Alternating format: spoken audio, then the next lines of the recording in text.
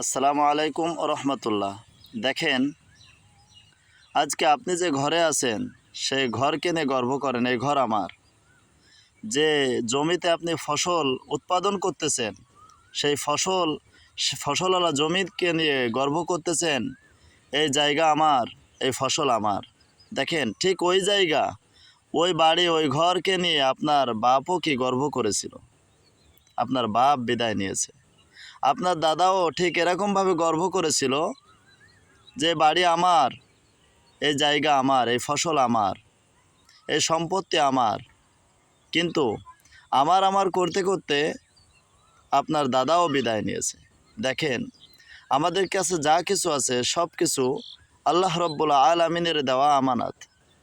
এজন্য দ্বীনের কাজে, ইসলামের কাজে আমাদের সম্পত্তিগুলো ব্যয় করা, জান আর মালের বিনিময়ে আল্লাহ তাআলা জান্নাত আমাদেরকে দিয়েছেন। তিনার পথে সংগ্রাম করা এবং তিনার রাস্তায় মাল ব্যয় করা। আল্লাহ রব্বুল আলামিন আমাদের প্রত্যেকের মাল এবং জানকে কবুল করেন। সকলে বলে আমিন।